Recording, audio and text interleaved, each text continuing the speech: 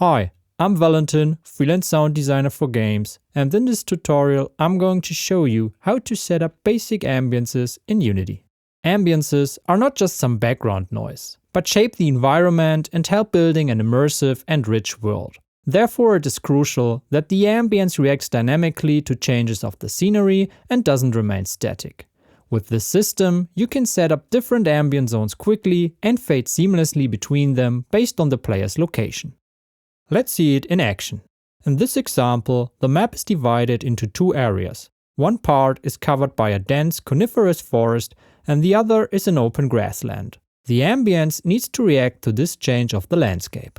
When the player walks within the forest, he is accompanied by the corresponding forest ambience. But as he leaves the forest, the sound stops at the edge, slowly fading out.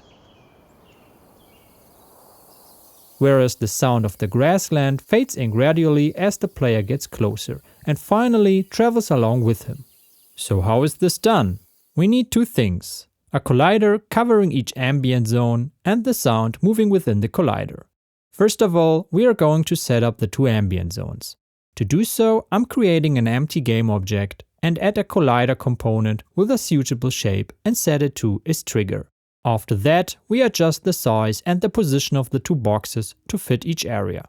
If an area can't be covered with the basic geometry shapes available in Unity, I recommend checking out my video about custom shaped ambient zones. Make sure to leave a gap between the two colliders, as this is necessary for the crossfade between the two sounds based on their attenuation settings. Next step is to create the floating sound. This is where a simple custom script comes into play. At first, we define the area for the sound to be in, as well as the player to track. Then we use an update function to find the closest point of the collider to the player and set that point as the position of the sound. That's already it for the script and we're done. You can download the script in the description down below. Finally, we select the area as well as the player in our custom script and add the sound.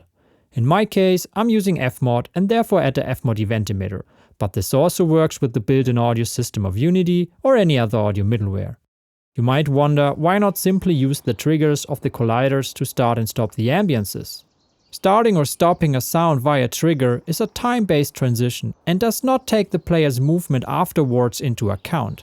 If the player stops right after passing the trigger, the sound will continue to transition to the next ambience even though the player did not move any closer to the next area.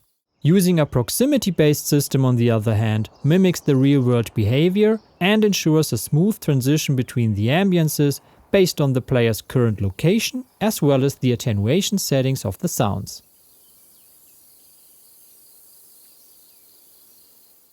And that's it. You can use this method to set up basic ambiences for larger areas.